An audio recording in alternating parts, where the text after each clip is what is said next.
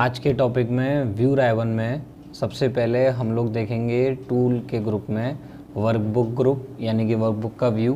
पहले मैं दिखा देता हूँ। जैसे कोई भी एरिया हमने टाइपिंग करके बना लिया, एग्ज़ाम्पल ये टाइपिंग करने के बाद हम लोग पहले ऑलरेडी कौन से व्यू में बैठे हुए हैं, नॉर्मल, तो इसमें तो हम लगा नहीं सकते। एक्सेल का ऑलरेडी व्यू आता है। जैसे डिफ़ॉल्ट एमएस वर्ड में जाओगे तो नॉर्मल व्यू यानी कि प्रिंट लेआउट व्यू मिलता था, तो यहाँ पे नॉर्मल व्यू मिलता है। अगला व्यू है इनका पेज लेआउट। तो ये कैसे होता है, जब हम क्लिक करेंगे इस पेज लेआउट पे तो एक्सेल बताएगा अपने आप को कि मैं कौन से कॉलम पे टॉपिक काट दूंगा, यानी कि उसका टॉपिक वहाँ से कट जाएगा। जैसे एग्जांपल नंबर एच और आई, यानी कि आई के बाद जो भी तुम टॉपिक लाइक लिखोगे वो अलग पन्ने पे आएगा। उसके बाद तुम रो भी देख सकते हो, 47वीं रो के नीचे जो टॉपिक जाएंगे उसकी एक टॉपिक अलग पन्ने पे जाएंगे। तो ये बता रहा है एक्सेल, जो प्रिंट लेआउट पे बता रहा है। अगर मैं नॉर्मल पे वापस क्लिक कर दूं तो एक लाइन आ जाएगी चलती हुई, ये भी बताती है, यही इंडिकेशन है कि तुम भाई इतने टॉपिक को ही टाइप कर सकते हो अंदर एरिया में। अगर तुम इसके बाहर जाते हो तो तुम्हारा पेज से बाहर टॉपिक है। इसी प्रकार से नीचे भी जाओगे तो लाइन फिर आ जाएगी और फिर बताएगी कि टॉपिक कहाँ कटेगा। ऊपर आओ वापस, अगर अगला ऑप्शन देखो तो इस पर लिखा हुआ है पेज ब्रेक प्रीव्यू। ये क्या होता है, जब कभी भी टॉपिक बाहर की तरफ निकलते हैं, जैसे एग्जांपल यही टॉपिक ले लेते हैं और इसको थोड़ा सा बाहर निकाल देते हैं, जैसे एग्जांपल ये, अब ये लाइन से बाहर जा रहा है। मैं चाहता हूँ कि ये टॉपिक ये ऐसा ही रहे और मुझे ये पूरे पन्ने पे प्रिंट चाहिए। अभी मैं प्रिंट आउट में जाके देखूँ, जो प्रिंट प्रीव्यू होता है, प्रिंट में गए, प्रिंट प्रीव्यू में गए तो फिलहाल में तो मेरा टॉपिक नहीं आ रहा क्योंकि टॉपिक बाहर चला गया। परंतु हमें क्या चाहिए कि टॉपिक बाहर ना जाए, क्योंकि टॉपिक बाहर चला जाएगा तो फिर मैं अपना प्रिंट कैसे लूँगा। तो अब हम वो चीज़ सीखेंगे जिसमें प्रिंट आउट देते वक्त एक चीज़ काम करती है, पेज ब्रेक। बहुत अच्छा व्यू है और तुम्हारा काम आसान बनाता है। सबसे पहले क्या करेंगे, ये जो पेज नंबर 1 दिखा रहा है और बीच में नीली सी लाइन आ रही है, इसको पकड़ के खींचना है। यही हमारा काम है महत्वपूर्ण, क्योंकि अगर हमने पन्ना ये पहले वाले पे प्रिंट किया तो 500 जो लास्ट वाला कॉलम है वो प्रिंट नहीं होगा। तो हमें क्या करना है, जो टॉपिक बाहर जाता है लाइन से उसको अंदर लेने के लिए, और बिना साइज़ छोटी करे, बिना कॉलम को कम करे, बिना पेज लेआउट चेंज किए। पेज लेआउट क्या होता है, वही आपका ओरिएंटेशन, पेज या तो ओरिएंटेट होगा यानी कि लैंडस्केप या पोर्ट्रेट। तो यहाँ पे हमें कुछ नहीं करना, हमें ये बस सीख लेना है कि ये लाइन को पकड़ना है खींच के और छोटा कर देना, मतलब पीछे की तरफ घसीट देना है। जैसे ही पीछे की तरफ घसीटूंगा ये पेज नंबर 1 पे भी आ जाएगा। अब ये कोई भी टॉपिक नहीं कट रहा होगा, चेक करके देख लो, वो लाइन भी आगे बढ़ गई होगी जो ये चलती फिरती है। उसके बाद अगर मैं प्रिंट प्रीव्यू पे जाऊं तो ये लाइन का भी प्रिंट आउट अब आएगा, क्योंकि मैंने उसको छोटा कर दिया है, यानी कि उसको ले लिया है। तो ये चीज़ भी आनी चाहिए कि पेज ब्रेक प्रीव्यू कैसे यूज़ किया जाए कि हमारा टॉपिक कहीं कट रहा हो और हम लोग सब कुछ करके बैठ गए तब भी कुछ काम नहीं कर रहा। तो तुम्हें जाना चाहिए व्यू राइवन में, फिर जाना चाहिए पेज ब्रेक पे और उसको पेज का जो लाइन है उसको सीधे पीछे की तरफ लगा दो, तुम्हारा प्रिंट आउट एक पन्ने पे सेट हो जाएगा। उसके बाद आता है custom view, just behave like अ बुकमार्क। जैसे एमएस वर्ड में बुकमार्क सीखा था, ऐसी कस्टम व्यू भी है एक्सेल में। सपोज एग्जांपल आपने कोई एरिया सेलेक्ट किया, कस्टम व्यू पे गए, उसके बाद आपसे पूछेगा कि भाई तेरा वो एरिया ऐड करना पड़ेगा। तो ठीक है, ऐड पे जाएंगे और कोई नाम दे देंगे। नाम देने का कोई भी आप नाम दे दो, मैं फिलहाल मैं TOM टॉम दे देता हूँ, देन प्रेस ओके।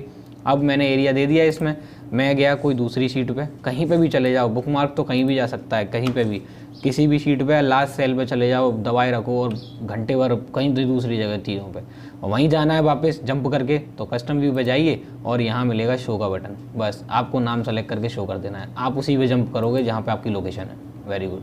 तो यही है, बुकमार्क भी ऐसे ही काम करता है एमएस वर्ड पे जैसे एक्सेल में कस्टम व्यू कर रहा है। अगला आता है फुल स्क्रीन। फुल स्क्रीन का मतलब होता है पूरा पर्दा, यानी कि पूरे टूल वगैरह सब गायब हो जाते हैं। ये क्लिक करके इस प्रकार से दिखता है, जिसमें ऊपर का जो रिबन है वो पार्ट चला जाता है। अगर इसको वापस लाना है तो कीबोर्ड में से एस्केप बटन दबा दो, वापस आ जाएगा। एस्केप बटन दबाते ही कीबोर्ड में से वापस आ जाता है। फुल स्क्रीन लगाने से टूल का जो राइबन होते हैं वो गायब हो जाते हैं। अगला आता है ऊपर की तरफ, जिसमें ये ग्रिड लाइन है, फॉर्मूला बार है, हेडिंग है और रूलर दिख नहीं रहा है, कोई बात नहीं। फॉर्मूला बार पे टिक लगाओगे तो ये दिखता है, और अदरवाइज टिक नहीं होगा तो ये नीले का जो व्हाइट कलर की पट्टी है पूरी वाली, तो ये गायब हो जाएगी। इस प्रकार से जैसे मैं गायब कर रहा हूँ, गायब हो चुकी है। और अगर मैं हेडिंग पे टिक लगाऊं, जी मैं पढ़ा चुका हूँ पेज लेआउट में हेडिंग, ये रही यहाँ पे ग्रिड लाइन भी पढ़ा चुका हूँ और हेडिंग भी पढ़ा चुका हूँ, ये दोबारा से रिपीट कर दी है एक्सेल ने, तो कोई बात नहीं। हेडिंग पे अगर टिक होगा तो दिखेंगी ये ABCD और ये 1 2 3, अगर टिक नहीं होगा तो ये भी नहीं दिखेंगी। तो टिक लगा दो तो दिख रही होंगी, नहीं दिख रही होंगी, नहीं दिख रही होंगी। ग्रिड लाइन पर टिक होगा तो ये चौकोर खाने जो दिख रहे हैं तुम्हें वो दिखेंगे, वरना ग्रिड लाइन पर नहीं दिखेंगे, जिसको हम सेल्स बोलते हैं। और ये देखो वापस एमएस वर्ड की तरह दिख जाता है फिर ये। और अगर मैं सारी चीज़ें हटा दूं, जैसे ये फॉर्मूला बार, हेडिंग और ये फुल स्क्रीन पे लगा दूं, तो MS वर्ड जैसा फीलिंग्स ही आती है कि यार MS वर्ड पे तो काम नहीं करने बैठ गए। तो ऐसी ये एक्सेल है। उसके बाद एस्केप से वापस लाएंगे पहले ऊपर राइबन को, फिर उसके बाद ये ग्रिड लाइन पे टिक कर देंगे, फॉर्मूला बार पे टिक कर देंगे, हेडिंग पे टिक कर देंगे और सब चीज़ वापस आ जाएंगी। पर टिक जरूर होना चाहिए तभी वापस आएंगे, अन्यथा नहीं आएंगे। अगला आता है जूम करना। जूम करना मैंने यहाँ से बताया हुआ है कि नीचे से आप प्लस के चिन्ह पे क्लिक कर दो, जूम हो जाता है। माइनस के चिन्ह से कम कर दो तो जूम कम हो जाता है। अगर जूम को खुद ही मैनुअल टाइप करना है, जूम पे जाओ और खुद बता दो उसे कितना % जूम चाहिए। तो देखो नॉर्मल नॉलेज से बता दूँ तो ये जो जूम है इसमें दिख रहा होगा 200% लगा लो, 100%, 75, 50, 25। और फिट सिलेक्शन का मतलब होता है पूरी विंडो के अनुसार, और कस्टम का मतलब है तुम खुद बताओ कितना % जूम चाहिए। तो मुझे चाहिए 85%, देन प्रेस एंटर। 85% का जूम मेरे से कन्वर्ट हो गया, 85% ही होगा। अगला आता है जूम टू सिलेक्शन। ये कैसे काम करेगा? और 100%। जब हम टॉपिक को कभी टाइप करने बैठते हैं और टॉपिक हमें बहुत ज़्यादा ही जूम हो जाता है, जैसे अभी देख रहे हो बहुत ज़्यादा जूम हो गया, ये अब हो गया 200% है ये, और मुझे एकदम से 100% करना है, तो इस जूम पे ना जा करके 100% ना लगा के एक बटन दे दिया एक्सेल ने कि इस पर क्लिक कर ले, तेरा 100% जूम हो जाएगा, जैसे MS वर्ड ने दिया था। और टिक कर दोगे तो 100% जूम एक क्लिक पे हो जाएगा, जैसे MS वर्ड ने भी दिया है। अगला जूम टू सिलेक्शन कैसे होता है? कभी कभार मैं जब काम करता हूँ तो टॉपिक पर जूम कैसे करता हूँ पढ़ाते वक्त, या फिर आप लोगों को जूम टू सिलेक्शन यूज़ करना चाहिए जब एरिया का कोई पढ़ा रहा हो या फिर कोई मैं कुछ देखना हो, तो जूम टू सिलेक्शन जैसे ही क्लिक करोगे, सेलेक्ट करने के बाद उस एरिया पे जूम हो जाता है, जिससे हमें वो चीज़ अच्छी तरीके से दिखाई देती है जो हमें दिखाई नहीं दे रही थी।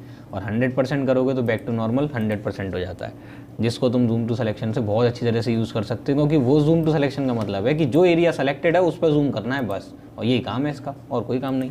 अगला आता है न्यू विंडो, यानी कि एक एक्सेल पर जो काम चल रहा है उसी का डुप्लीकेट एक और एक्सेल बना दीजिए, जो MS वर्ड में भी पढ़ाया गया था। न्यू विंडो पे टिक करिए, ये दूसरा एक्सेल आ गया, दो एक्सेल हो गए अब हमारे पास। एक एक्सेल है बुक नंबर 1 और एक एक्सेल है बुक नंबर 2 के नाम से। Excel by default book number 1 और 2 के नाम से चलता है।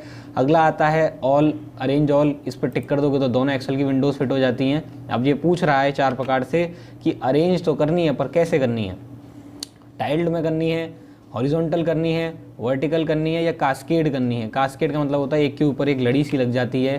टाइल्ड का मतलब होता है जब आप ओके करते हैं तो एक साइड बाई साइड का इफेक्ट आता है, जो एक तरफ से दिखता है इधर और एक तरफ दिखता है लेफ्ट हैंड साइड और राइट हैंड साइड, जो हमने MS वर्ड में ही पढ़ा है। अगला अरेंज ऑल पे वापस जाएंगे तो हॉरिजॉन्टल का मतलब होता है बिल्कुल रो के सेक्शन में कन्वर्ट हो जाएगा, जैसे MS एक्सेल में भी पढ़ा है।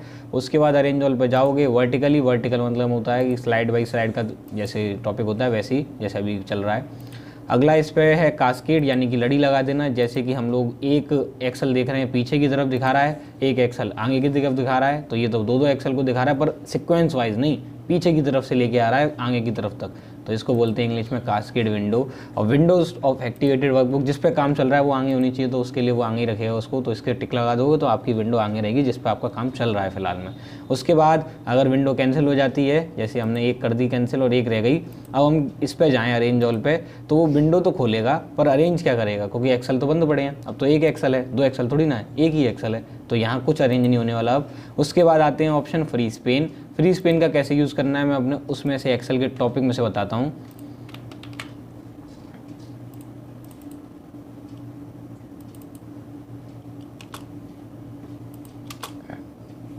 Free pane, freeze pane, freeze pane, ये रहा, how to use freeze pane. तो देखिए इसका टॉपिक क्या कहता है और कैसे बनाया हुआ है मैंने। ये टॉपिक कहता है कि कोई वर्कर है, कोई एम्प्लॉई है या कोई वर्कर है जो काम कर रहा है और तारीख के अनुसार डेटा देखता है, और जनवरी फरवरी मार्च सबका डेटा है उसकी हेडिंग में।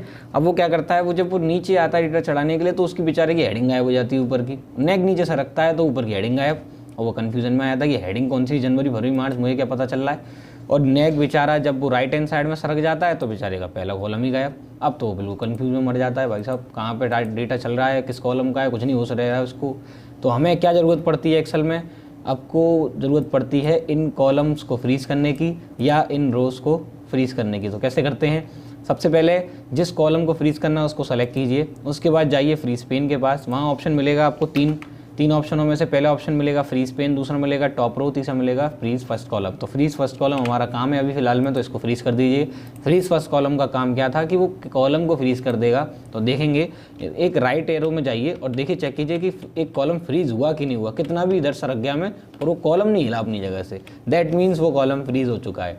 उसी प्रकार से दूसरा सेक्शन इज जब हम इसे हटा दें, जैसे फ्रीज पेन पे वापस जाएं और इसको अनफ्रीज कर दें। अब हम चाहते हैं कि ये रो पूरी फ्रीज हो जाए जनवरी फरवरी वाली, तो आप पहली रो को सेलेक्ट करेंगे, उसको बताएंगे एक्सेल को कि कौन सी रो सेलेक्ट होनी है, उसके बाद बताएंगे नीचे जाएंगे तो फ्रीज टॉप रो मिल जाएगा। और टॉप रो का मतलब होता है ऊपर की पहली रो फ्रीज हो जाए। तो जब वो बंदा नीचे स्क्रॉल करेगा तो उसका कोई परेशानी नहीं आएगी, वो कितना भी स्क्रॉल कर ले पर वो पहली रो नहीं जाएगी कहीं पर भी। तो उसके काम के लिए बहुत चीज़ है ये कि वो काम करते वक्त कहीं भी कन्फ्यूजन में तो आएगा ही नहीं, क्योंकि उसको फ्रीज मिल गई है ना। उसके बाद एक प्रश्न उठता है कि सर एक काम कीजिए, ये कॉलम भी ना हिले और ये रो भी ना हिले, ये कैसे करें, क्योंकि दोनों काम एक साथ हो रहे हैं। तो ठीक है, एक काम कीजिए, सबसे पहले फ्रीज पेन पर जाइए, अनफ्रीज पेन कर दीजिए। उसके बाद ध्यान रखिए ये पहला कॉलम है और ये पहली रो है। जब इन दोनों को देखा जाए कि चालू कहाँ से हो रही है, तो ये 193 का जो नंबर दिख रहा है जिसका सेल एड्रेस है B2, इसका सेल एड्रेस जिस पे काम करने जा रहा है, इसी को अगर तुम फ्रीज कर दोगे तो ये कॉलम भी फ्रीज हो जाएंगे और ये रो भी फ्रीज हो जाएगी। कैसे? इस B2 पे कर्सर रखिए, कोई सेलेक्ट नहीं करना आपको, फ्रीज पेन पे जाना है और पहला ही टूल का नाम है, पहला ही ऑप्शन का नाम है फ्रीज पेन, बस इसी पे टिक कर देना है, काम खत्म। जब आप इस पर टिक कर देंगे तो ध्यान से देखिए कितना भी नीचे चले जाओ ना आपकी रो जा रही होगी और इधर भी चले जाओ राइट एरो में ना आपका कॉलम जा रहा होगा। ये दोनों ऑप्शन फ्रीज हो चुके हैं क्योंकि हमने सेल को फ्रीज करा है, ना कि एक कॉलम को ना एक रो को। इसको अगर अनफ्रीज करना है तो वापस जाओ और पहले ऐसे बैक टू नॉर्मल। अब तो तुम्हें कन्फ्यूजन होगा कि मैं नीचे गया कन्फ्यूजन, देन मैं राइट में गया तो और कन्फ्यूजन, मुझे नहीं पता अब ये कहाँ का डेटा चल रहा है और कौन सा कॉलम है। ये बहुत सारा काम की चीज़ है। अगला आता है स्प्लिट और हाइड। स्प्लिट माने होता है बांटना यानी कि तोड़ना। तो देखो स्प्लिट का काम क्या है, 4 हिस्सों में बांटता है स्प्लिट। ये इसको पकड़ के हम ऐसे पकड़ सकते हैं, ये एक्सेल की विंडो अलग हो गई है, ये एक्सेल की विंडो अलग, नीचे वाली अलग और लाइट वाली अलग, ये 4 हिस्सों में बट जाती है। बस पढ़ने के काम आती है कि इधर वाला स्क्रॉल अलग चला सकते हैं तो इधर वाला नीचे वाला स्क्रॉल अलग चला सकते हैं, ऐसे करके स्प्लिटिंग हो जाती है। जैसे MS वर्ड में भी होती थी, अलग अलग बांट देते थे पन्नों के टॉपिक को। स्प्लिट को हटाना है, टिक करो, हट जाएगी। हाइड माने होता है छिपाना और अनहाइड माने होता है वापस लाना। तो पेज लेआउट में या होम ड्राइव में पढ़ा चुका हूँ ऑलरेडी, शीट को हाइड कैसे करें, एक बार फिर देख लो। हाइड पर टिक करेंगे, शीट गायब हो जाएंगी और शीट गायब होने का मतलब है वो छिपा दी गई हैं और सारे टूल भी बंद हो जाते हैं जब शीट हाइड हो जाती है। और अनहाइड करना है तो वापस लाने के लिए टिक करिए, फिर अपने एक्सेल से बताइए कि भाई कौन सी शीट अनहाइड करनी है और ओके कर दीजिए। ये मैंने होम ड्राइव में हाइड अनहाइड पे पढ़ाया था फॉर्मेट टॉपिक में, और यहाँ लिखा है हाइड अनहाइड, यहाँ पे पढ़ाया है मैंने ये हाइड शीट और नीचे मिला है अनहाइड शीट। ये ऑलरेडी टॉपिक पढ़ा चुका हूँ। अगला आता है व्यू, उसके बाद आता है ये view side by side, scrolling and और रीसेट विंडो। ये कैसे काम करता है, सबसे पहले एक से अधिक एक्सेलों पे काम करेगा ये, क्योंकि टॉपिक पहले बंद पड़े हैं, ये तभी तो खुलेंगे जब एक से अधिक एक्सेल होंगे। तो टिक कर दो, अब 2 एक्सेल हो गए, देख सकते हो 2 एक्सेल है मेरे पास।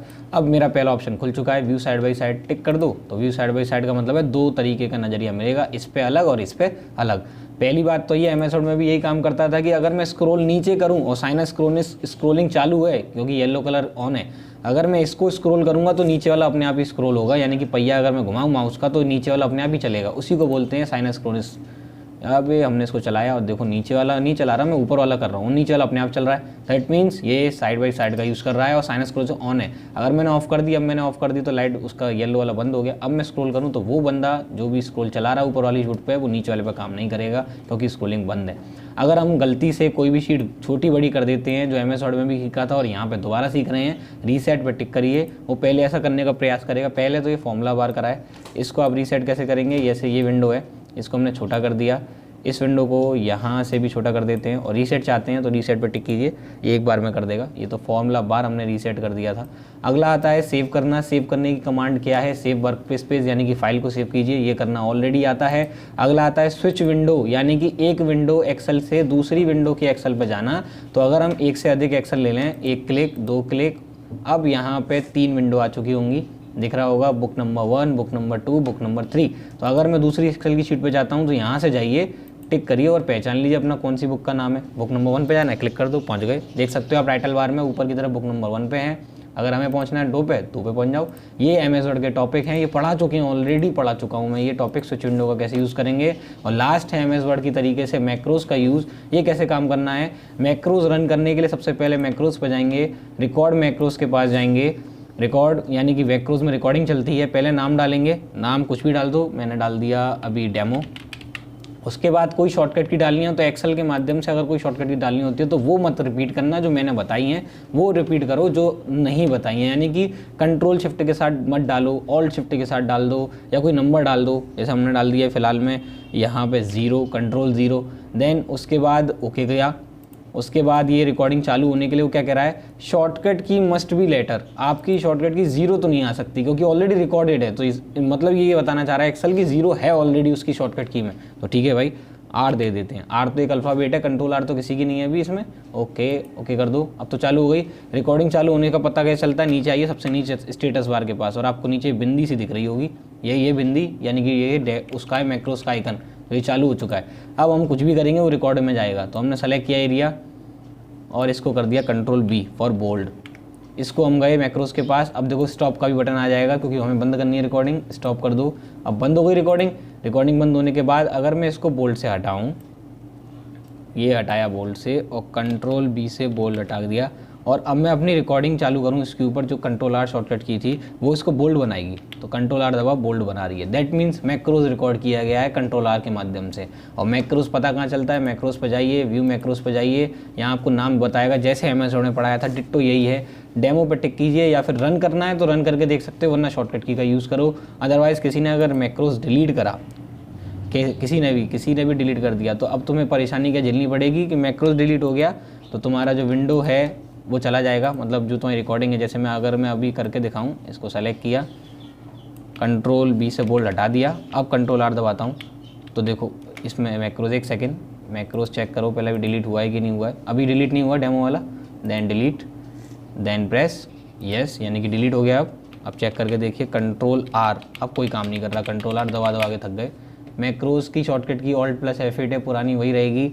और व्यू राइवन में ये तो सिर्फ एक देखने का नज़रिया होता है, वही टॉपिक है ये। जैसे अमेज़न में है कि व्यू में क्या होता है, देखने का नज़रिया है, चीज़ें दिख रही हैं, सेल्स दिख रहे हैं, कुछ हाइड भी हो जाते हैं, कुछ अनहाइड भी हो जाते हैं, जूम भी हो जाता है, सेव भी हो जाती है फाइल, और मैक्रोज रिकॉर्ड भी हो जाता है। और जब प्रिंट आउट निकालते हैं सबसे बड़ी गड़बड़ कहाँ होती है प्रिंट आउट के लिए, पेज लेआउट। अगर किसी को नहीं आता तो वीडियोज़ देखो पेज लेआउट की, उसमें से सीखो, क्योंकि पेज लेआउट बहुत काम करता है एक्सेल में। प्रिंट आउट निकालने वाले बहुत परेशानी देते हैं। अगर एक्सेल सीख के बैठे हो तो प्रिंट आउट में दिक्कतें ज़रूर आएंगी, क्योंकि प्रिंट आउट एक पन्ने पे सेट नहीं होते, इसके प्रिंट आउट खुद सेट करने पड़ते हैं। उसके बाद पेज लेआउट नहीं आ रहा है तो उसके बाद व्यू भी और करना पड़ेगा। दोनों ये राइवन ऐसे हैं जिसमें पेज लेआउट भी सेट करता है पन्ने को और व्यू भी सेट करता है, क्योंकि ये पेज ब्रेक लेके बैठा है टॉपिक को। तो ये टॉपिक सीखने पड़ेंगे तुम्हें, तब जा करके आएंगे ये।